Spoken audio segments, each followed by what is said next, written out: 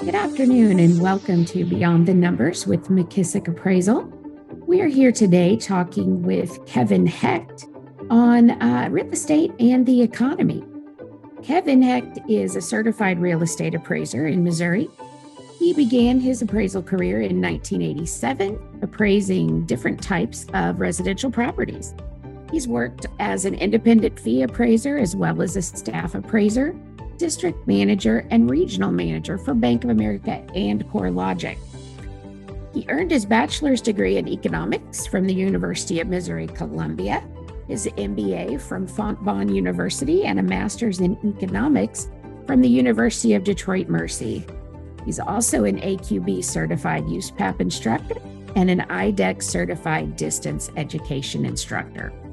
In addition to all of these wonderful things, Kevin has a passion for economics and is a faculty member of several colleges and universities. He's a member of the American Economic Association and the American Real Estate and Urban Economics Association. So let's welcome Kevin. Kevin, how are you today? Good, Julie. Thank you very much. Appreciate the introduction. Great. So tell us about what's happening in the real estate economy right now. It might be easier to tell you what's not happening in the real estate economy right now. I think, there's a lot of things going on throughout the economy. We're talking about interest rates. We're talking about inflation. We're talking about housing supply.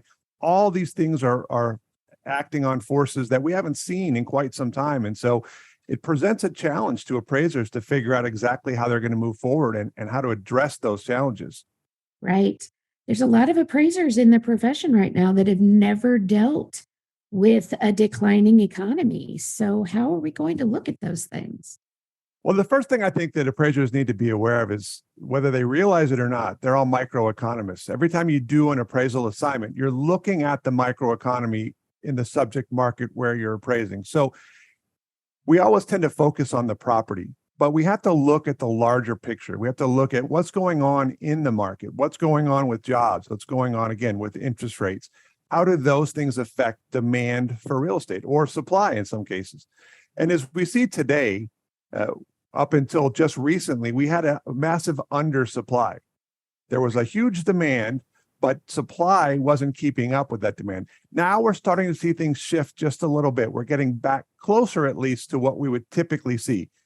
Now, I should preface all my remarks by saying one thing to remember is your market might be different than your neighbor's market. So always be cognizant of the market that you're working in. So we talk a lot about the economy, but every part of the country is experiencing a different economic outcome. So when you're the traditional fee appraiser, how can you get your finger on the pulse of the economy in your general marketplace? Well, I think one of the great things we have today is a wealth of information. I mean, when I first started in appraisal, I can remember driving around, finding payphones to make calls, going to the courthouse, and dreaming about the day when all this information was online. And now not only is the real estate information online, but there are so many sources for economic data and additional real estate data, things that are outside of our MLS that I think appraisers need to keep aware of. And so I would encourage you to look in your local market at some of the important sources. The National Association of Realtors presents a lot of great information. So subscribe to those newsletters. Fannie Mae and Freddie Mac, FHA and VA. Even if you don't do FHA and VA appraisals, you should be subscribed to their newsletters because it keeps you up to date with what's going on in the industry and what these secondary market lenders are looking for. And so it helps you kind of narrow down what it is you need to find as you're looking through the data. But you have all kinds of sources. So that's a great lead into where do appraisers go to find that data and how do they make it meaningful in their appraisal reports? One of the things I always remind appraisers is our MLS now, or most MLSs, have more information than we could have ever dreamed about, right? You can go in and you can take the data and you can create charts and graphs, and you can look at all kinds of different slices of that data. One of the really cool things about most MLSs is that you can actually physically draw your boundaries to whatever area that you want, and it will pull data just from that section of the market. But what you have to be careful of is not overusing that information, right? I think sometimes appraisers, and I spent a lot of time reviewing appraisals in my career, I think one of the things appraisers tend to do is put as much data in the report as they can without providing proper explanations. And that just leads to more confusion. So sometimes more data is not always the answer. But I would definitely encourage appraisers to go to their local MLS, take a class if you haven't already done so, to see what is available within your MLS. It's the first place to start. Then beyond that, I would talk to your board, your local real estate board. They have a lot of great information, and a lot of real estate boards will produce newsletters.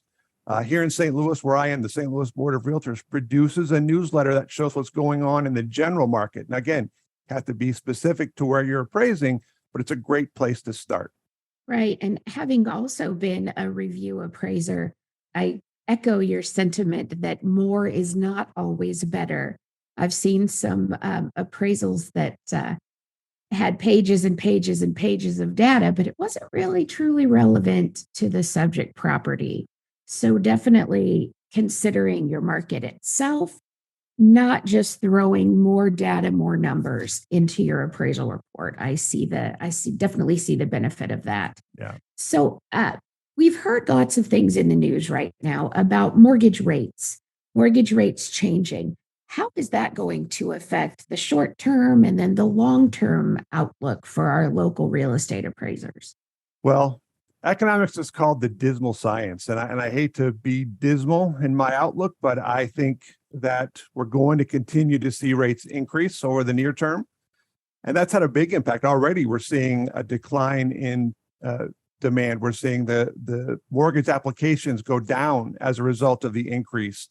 And I think that's going to continue because I think that the Federal Reserve is going to be very hawkish on inflation. They're really going to work to try to bring inflation down. And their main tool to do that is to keep interest rates increasing. We've already seen several interest rate increases, and the consensus is that we're going to see more. And again, just my opinion, but I think they're going to be bigger than we would normally expect because they're very focused on getting inflation under control. Right. I saw a prediction that said as high as 7% by the end of 2022. What kind of data have you seen along those lines? I've seen the same thing. And again, talking about what data sources to look at, follow the Mortgage Bankers Association and see what they're predicting, see what they provide to their members so that you can get a kind of grasp of what's going on, because it is going to affect appraisers overall. If you go to any of the discussion boards on appraisal, you see people talking about the decline in volume in a lot of areas.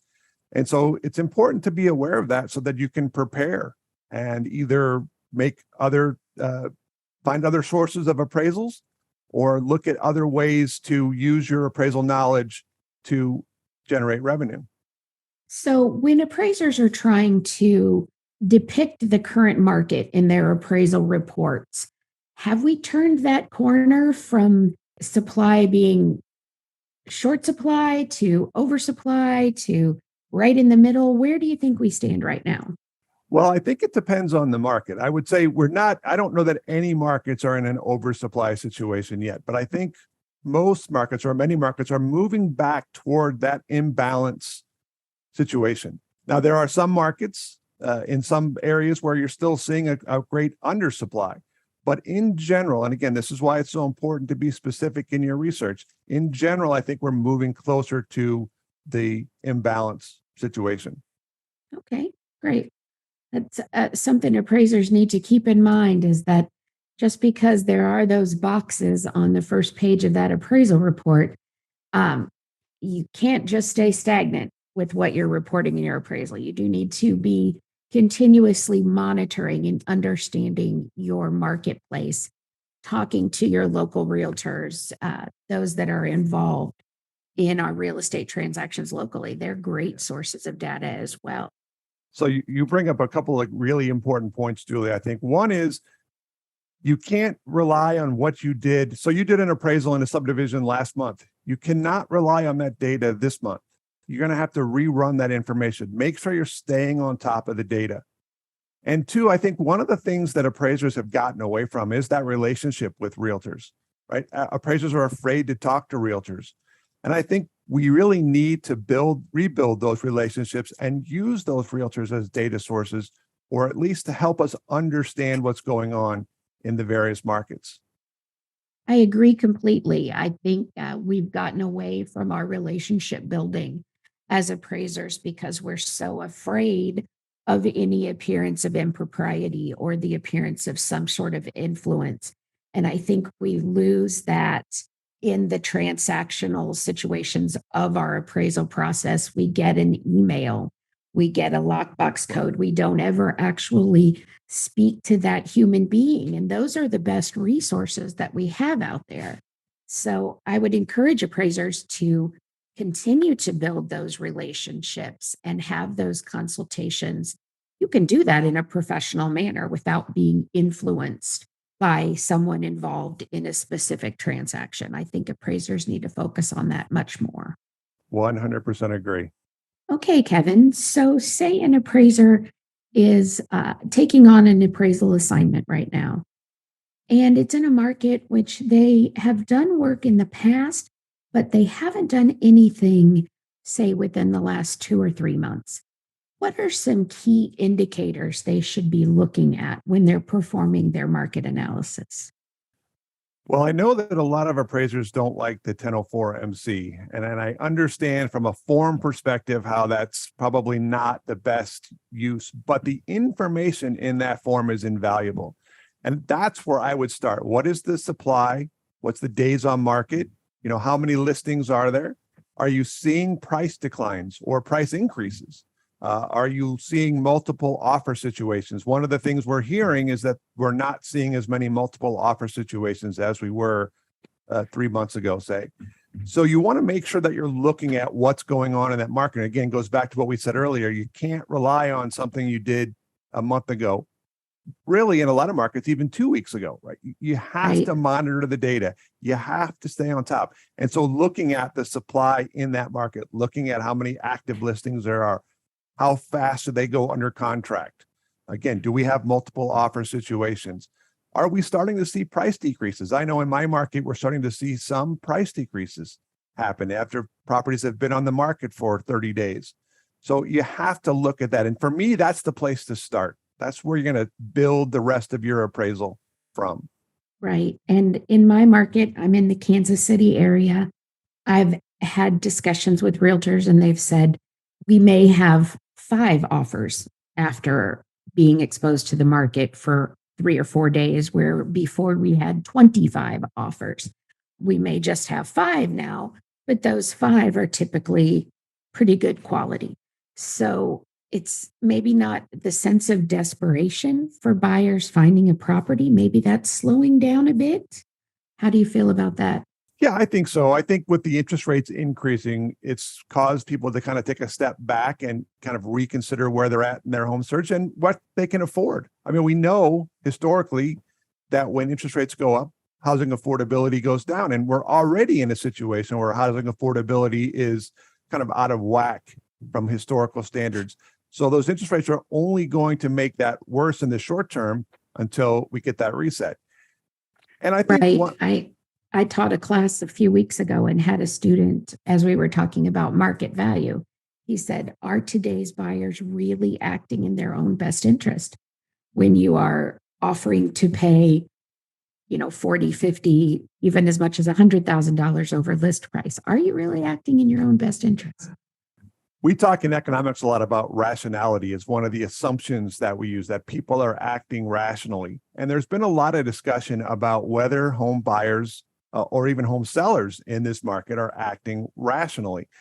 Again, we can argue that or debate that, but I think at the end of the day, you kind of have to look at, okay, where are they moving? Why are they moving? What are they looking for? And again, what are their options? If you don't have any options and you have to move or you want to move, then you can question their rationality to some extent, but at the same time, that's what's there. That's what's available to them. And I think that is something that a lot of appraisers kind of overlook, and they kind of jump to the conclusion right away that that price isn't supportable. That price isn't sustainable. But we're just reporting on the market data. I think we have to be careful about making future assumptions. Right. And that's a discussion I've had in USPAP classes as I've taught them around the country. Even if you feel someone is paying too much for a property. It's not your job to police that. It's your job to report that property and how it relates to the general marketplace. Is you find the true market value of the property, whether you think the sales price is ridiculous or not. If the data shows that that's a supportable and accurate market value, that's what it is. Exactly. It is what it is, right? It is what it is. And I had a realtor tell me a few months ago that this is a great time to sell a home, but maybe not the greatest time to buy a home. So if you're selling and you have somewhere to go, great. If you're selling and then you have to turn around and buy, this might not be the best time for you. Yeah. And we've seen a lot of that. I mean, and that's exactly what I think is keeping supply artificially lower or lower than it should be. People are afraid to put their house on the market because they don't have any place to go. Right. And I think one of the other things we have to be aware of is the employment situation in our various markets, because that has a huge impact on people's ability to buy houses. We're starting to see a lot of companies lay people off, and that is going to have an impact on how much a person can afford, or if a person can even afford to buy a house. And I'm not ready to say we're going to start to see foreclosures, but I think that is something we're looking ahead, we have to be aware of and keep in the back of our minds as we move through these changes to the economy. That's a great point, Kevin. So how can your residential appraiser, how can they get their finger on the pulse of the employment situation in their market? So I think the first place to look is your local newspaper, right? Because they keep kind of a pulse on what's going on in the major employers in your market. But, going online, there's a lot of information. And I think one of the things, again, that we've gotten away from is talking to people in your appraisal organizations, in your realtor organizations. There's a lot of discussion about those kind of topics. And so keep your ear to the ground and hear what people are saying. Everybody knows somebody who is either been laid off or worried about their job. And again, we're starting to see more and more major corporations have bigger layoffs. And that's an indication that they're not as confident about the future of the economy as they were, say, 6 months ago. And that all funnels through the economy, and it ends up having an impact on the real estate market. Right. So, Kevin, a hot topic in the world right now is the R word, recession. Are we headed for a recession? What does your economist brain think about that? Well, Julia, I think the short answer to that question is yes. I think we are headed for a recession, and you'll get some counter arguments to that. But again, if we look at the employment situation, if we look at the interest rate situation, if we look at the inflation situation, all signs point to the fact that we're headed for a recession. The question is, how long will the recession be, and how severe will the recession be? And I can tell you that the Federal Reserve is focused on trying to figure out a way to make it as short as possible with the least amount of pain, but they've also already said there's going to be some pain. And I think, again, we look at that, how does that affect the real estate market? Well, loss of jobs, loss of asset value, right? Are we headed again for a foreclosure market? And while I don't think that we're headed for the foreclosures that we saw back, say, in 2005, I think we're going to start to see an uptick in some of that affecting the markets. And again, that's going to have an impact on the values of properties listed for sale, because when you have a market value sale competing against a foreclosure sale, that has an impact on the market. So it does. You need to be I've always said the real estate market will correct itself. No one can expect our homes to continue to increase in value 5, 10, 15% a year indefinitely. What goes up must come down. And I say your home value prices, or your home values, are not necessarily falling, but they're more right-sizing. They're coming back to where they probably should have been all along. How do you feel about that, Kevin? Well, if you've been in the real estate business for any length of time, there's only one real rule, and that is things always change. And in my 35 plus years in the business, we've seen the highs, we've seen the lows, but I think you're exactly right. It's a cycle, and everything comes back on that cycle. The question is, how long do those cycles last? And while we're not going to predict those cycles, and we shouldn't try to predict those cycles, again, as you mentioned earlier, we're just reporting what's going on in the market at the time that we're doing the appraisal. Now, we can argue about whether that's how we should do appraisals. And I know there's a lot of discussion about kind of changing some of the appraisal process, and I'm all for that. I think there's some things we need to update. But as it stands, we're just reporting the information that we see. So don't try to predict the bottom of the market or the top of the market. That's not what an appraisal is for. That's not what an appraiser is supposed to do. Right. And I've always said the exact flaw in the appraisal process is that we're predicting a market value as of today based on historical data. Right. And even when we can see the writing on the wall that maybe values are going to be falling soon, if they're not falling right now, when do we decide when to make that time adjustment? I think that goes back to the data in the market. And I think as you look at what's going on in the last, and again, we typically look at in 3-month increments, but we're going to have to start looking in monthly increments. In some cases, in some markets, weekly increments. What happened last week? What's changed? And keep that pulse. And so I would encourage appraisers to keep a spreadsheet of sales, and you can use your MLS to do a lot of this as well. And they provide some of those reports. And that's why I think, again, it's important you understand what your MLS offers so that you can dig into that data.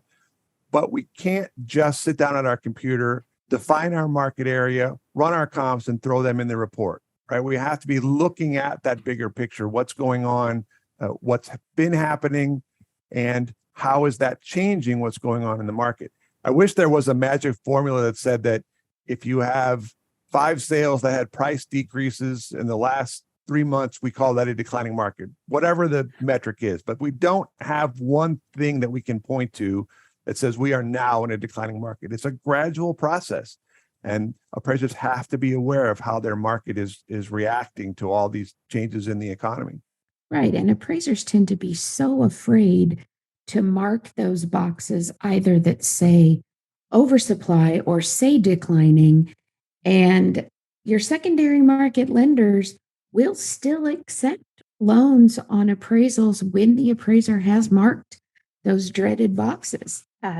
It's doing a disservice if you are over beautifying or shining up your appraisal to conform to what you feel are maybe underwriting guidelines. It's your job to predict that property in the market as it stands now. Yeah. And I think from our perspective as USPAP instructors, we would also tell you that's a violation of USPAP, right? All you're going to do if you do something like that is get yourself in trouble. Right? Correct. So just make sure that you're reporting what's actually happening.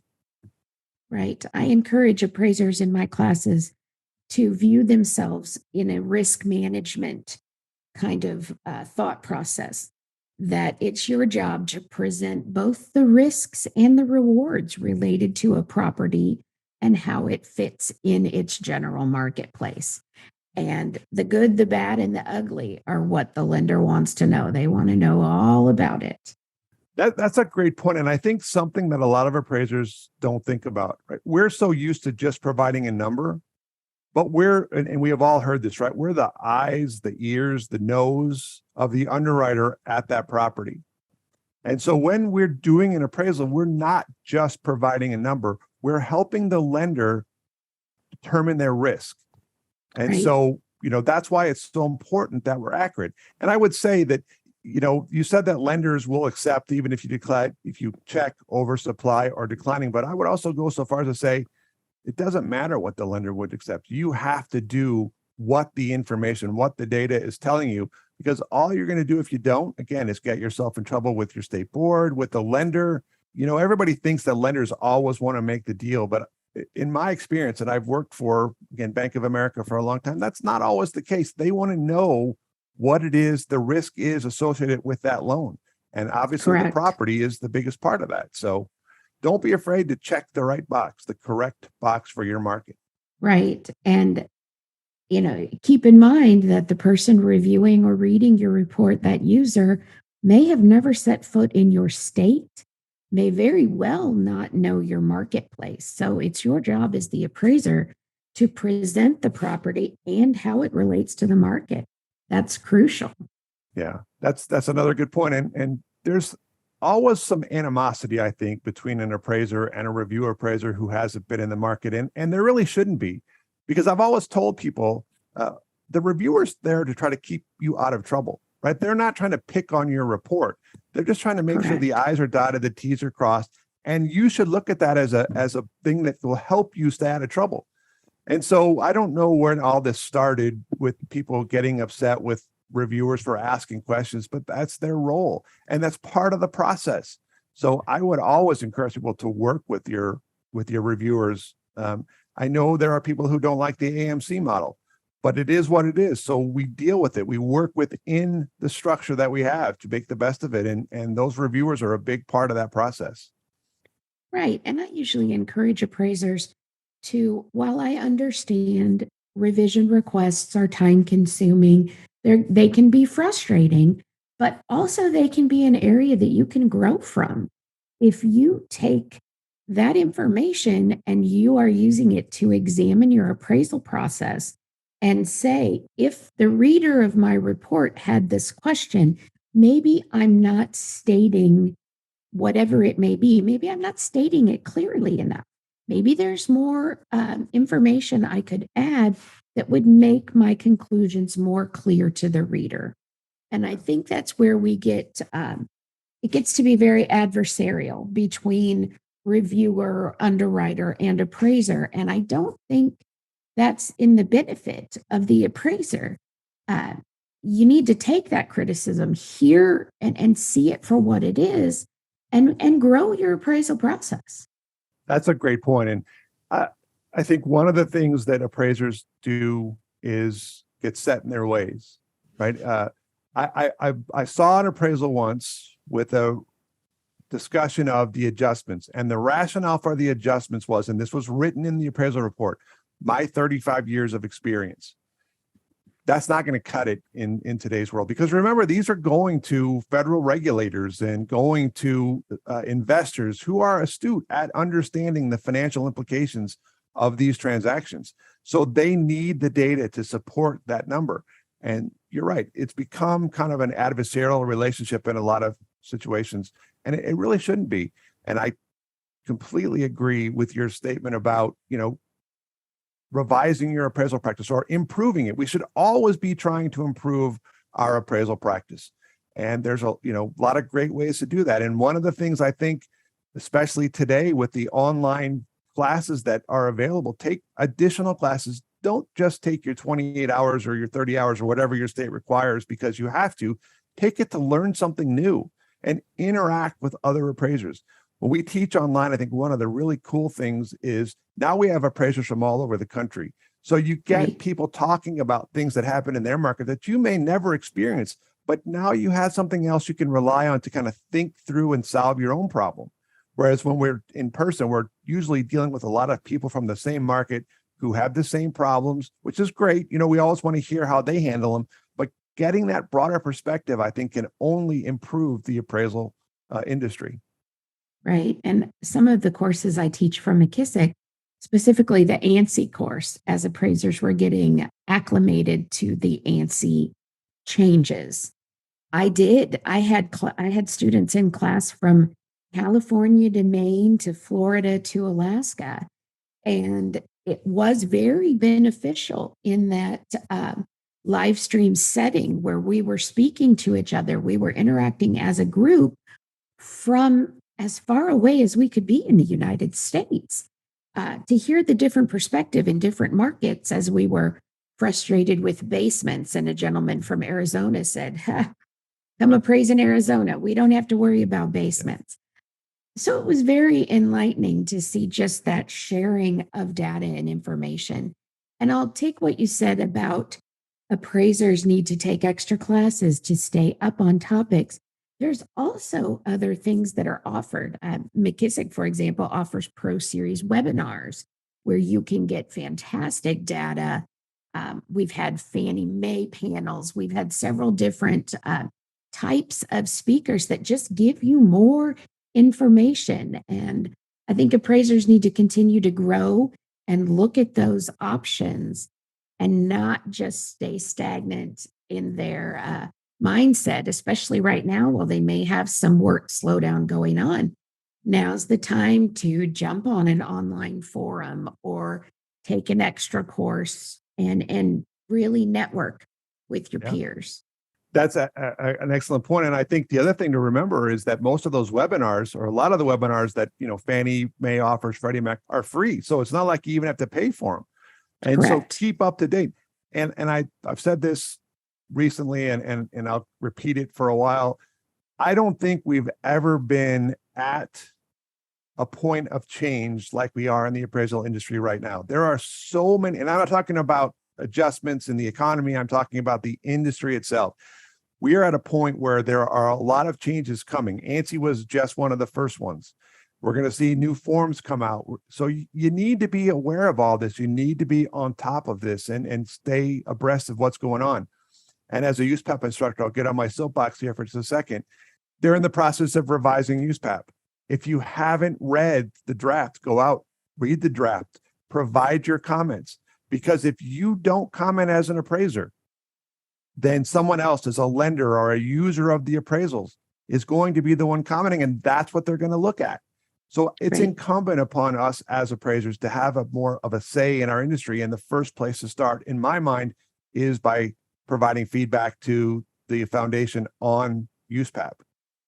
Right. And I was encouraged that this time with the exposure draft that came out just over a month ago, that they had more response to this exposure draft than they've ever had in the past. Now, that makes it difficult for the standards board because they do read every single comment they get. But isn't that a good problem to have? That we do have more people, more entities speaking and commenting on the changes to our profession. What other profession do we write our own rules? And that's what happens in the appraisal profession. Our rules are written by appraisers for appraisers and users of appraisal services. So if it make your voice heard, I guess would be my USPAP instructor soapbox as well. I say make it as hard on the ASB as we can. Right. The more comments, the better. And I'm sure that they would tell you the exact same thing. I'm sure they're ecstatic about the level of involvement that they're getting in. So let's keep that going. Absolutely. Right. I went to the adoption of the new version of USPAP a few years ago when they held that public meeting in Kansas City. And in a comedic way, the public members, the audience for that meeting consisted of me. That was it. I was the only person there to watch the adoption of USPAP, myself and the camera guy. And while it's funny, it kind of made me sad. Those were the rules for our profession. And I felt like I was watching a bill become a law. Now I get the thought process that all the work had already been finished, all the comments and everything. This was the final product in the public adoption. But I was expecting it to be a packed house, and that's not quite what happened. No, and again, I think it just goes to the general involvement up till at least recently we've had. And, one of the great things is that you can watch a lot of the proceedings online, so you don't have to travel. If you're lucky enough to be in a place where they're having a meeting, I too would encourage you to go. I know someone who went in person and stood up at the microphone and asked some questions, and some pointed questions, and got the responses and got the attention of the ASB. So I think it's important that we do that. I think, it is important. Appraisers do need to have a voice, and we do need to make our voices heard. Appraisers, as a general rule, it seems, are not much in the way of joiners, whether it's organizations, groups. But I'm hopeful that with our technology changes, and it makes it so much easier to interact with each other, you don't have time for travel and things like that, that we do start to interact. more and participate more and have more of a voice in our profession. I think that's so important. I 100% agree. And again, that's one of my soapboxes. You mentioned organizations, and not to call out a specific organization, but get involved with an appraisal organization. It's a group of like-minded people that are trying to push the profession forward. So I would encourage everybody to get involved at some level in a local organization, a national organization, just so that they can understand what's going on. It's another great resource for information, and it gives you the opportunity to put your voice out there as well. Right. USPAP says we need to do what our peers do, but what happens if you don't ever talk to your peers? Yeah. How do you know what they do? There's some great Facebook appraisal groups. There's some great resources out there if you just tap into them. Now, don't take all your advice from some of those groups, but the more information we can get, the better. And the more we interact with each other, I think the stronger we make our profession. Yeah, especially in times when we're experiencing the change we are. And again, we have all these forces coming together in the industry right now. We have, Fannie adopting ANSI, and then Fannie and Freddie changing the forms. And then we have what's going on the economy on the other hand. And all these things are coming together. So you can't just sit back and let these things happen to you. You have to be part of the change to driving the change forward. Correct. I'm a big fan of that. Be part of the change. Exactly. Especially as we're looking, like you said, big changes on the horizon. The change in form. Now, I don't know what the rush is for our change in form. We've only had this one in place since 2005. But yeah, folks, it's time that form gets updated. Yeah. So even though we're not too thrilled about the change, appraisers need to stay ahead of that. Stay ahead of the game. Don't be shocked when that form drops in your lap and you're expected to implement it within a week. And you haven't taken a class, you haven't read anything. Yeah, they're giving us plenty of lead time on the form. So we need to be prepared for it. Yeah. And take the opportunity to look at some of the drafts and provide your feedback. I know Fannie's held some listening sessions. Be part of that. I'm not sure where they're at. I saw some of the early versions. It's different than what we're used to. So again, don't wait till the last minute to find out about these changes. Right. Thinking about one form that is adapted to multiple property types and situations, levels of inspection, that's kind of scary. It is going to be a big change, but I think it's a needed change. Yeah, it's time. I agree. It's time. It's definitely time. Thank you for tuning in to Beyond the Numbers with McKissock Appraisal. I'm your host, Julie Mollendorp, and it's been great to have you here today, Kevin. I appreciate your insight on the economy and how it affects our real estate profession. Thanks, Julie. Enjoyed it. Be sure and tune in next month when our guest is Doug Potts, and we are talking about some unique approaches to appraisal value.